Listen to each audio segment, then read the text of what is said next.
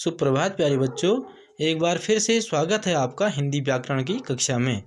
बच्चों, इससे पहले हमने हिंदी व्याकरण में लिंग के बारे में पढ़ा, जिसे अंग्रेजी भाषा में हम जेंडर कहते हैं। तो हमने पढ़ा कि लिंग किसे कहते हैं, लिंग के कौन कौन से भेद होते हैं।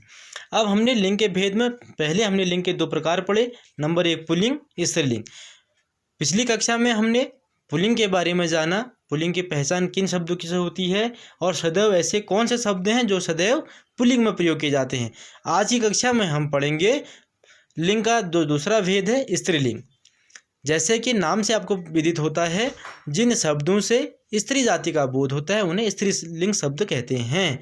जैसे माता, बहन, यमुना, गंगा, लक्ष्मी, गाय, आप बोल सकते हैं सीता, गीता, मीना। जो भी स्त्रियों से संबंधित नाम हैं या स्त्री जाति का हमको जो बोध कराते हैं उन्हें कहते हैं स्त्रीलिंग। अब हम स्त्रीलिंग की पहचान कैसे करेंगे, जैसे देखिए कुछ एक मैंने आपको एक तथ्य दिए हुए हैं। जो भी नदियों के नाम हैं, नंबर 1 नदियों के नाम, हमारे देश में या विश्व में जितनी भी नदियां हैं वे सब स्त्रीलिंग में पहचानी जाती हैं। उनकी पहचान हम स्त्रीलिंग के अनुसार करते हैं, उनका प्रयोग हम स्त्रीलिंग में करते हैं। जैसे गंगा, यमुना, सतलज, कृष्णा, कावेरी, सरस्वती, जितनी भी नदियां हैं वे सब नदियां स्त्रीलिंग के अंदर आती हैं। स्त्रियों के नाम मैंने आपको पहले बताया, स्त्रियों के जो नाम होंगे वह सब स्त्रीलिंग में होंगे। जैसे सीता, गीता, सीमा, मीना, मीरा, जो भी स्त्रियों के नाम हैं वह स्त्रियों के नाम भी स्त्रीलिंग के अंदर आएंगे। तिथियों के नाम, हिंदू कैलेंडर के अनुसार जो भी हमारी तिथियां होती हैं, एकादशी, पूर्णिमा, अमावस्या, कृष्ण पक्ष, शुक्ल पक्ष, ये जितनी भी हमारी जो भी तिथियां आती हैं महत्वपूर्ण, वह सभी तिथियां स्त्रीलिंग में प्रयोग की जाती हैं। अगला है भाषाओं के नाम।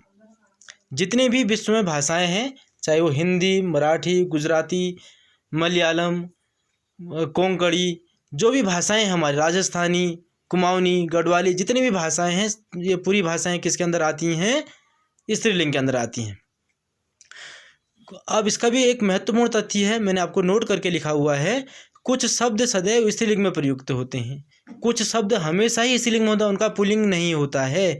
आपने इस बात को ध्यान से सुनना है, अपने दिमाग में इस बात को बैठा लेना है कि कुछ शब्द जो होते हैं सदैव स्त्रीलिंग में प्रयोग होते हैं।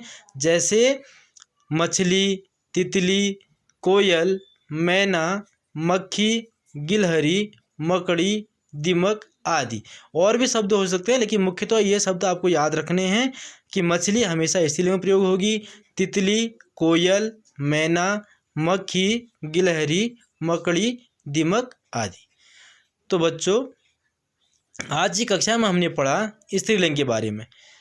स्त्रीलिंग किसे कहते हैं, स्त्रीलिंग की पहचान किन शब्दों से होती है, और उसमें महत्वपूर्ण हमने पढ़ा कि जो हमेशा ही सदैव स्त्रीलिंग में प्रयोग होते हैं वे शब्द कौन कौन से हैं। ठीक है, तो हमारे जो आज की कक्षा है बेटा, इस वाक्य को जैसे हम स्त्रीलिंग और पुल्लिंग की बात मैंने आपको बोला था, इसको हम वाक्य के द्वारा भी सीख सकते हैं, वाक्य के द्वारा भी हम इसकी पहचान कर सकते हैं। जैसे गंगा बहती है, गंगा सबसे बड़ी नदी है। यमुना, जैसे है यमुना का पानी स्वच्छ है। बेटा, अब जब भी हमसे बोला जाएगा, अब गंगा में कौन से, हमको पता लग गया कि गंगा नदियों के नाम में है तो स्त्रीलिंग में है। ठीक, जैसे हमसे बोला भाषाओं के नाम, हिंदी एक समृद्ध भाषा है, आप बोल सकते हैं कि हिंदी समृद्ध भाषा है। तो हिंदी, अंग्रेजी, मराठी, गुजराती, कोंकणी, जो भी जितनी भी भाषाएं हैं ये सब भाषाएं किस में प्रयोग होती हैं, स्त्रीलिंग में इनका प्रयोग किया जाता है।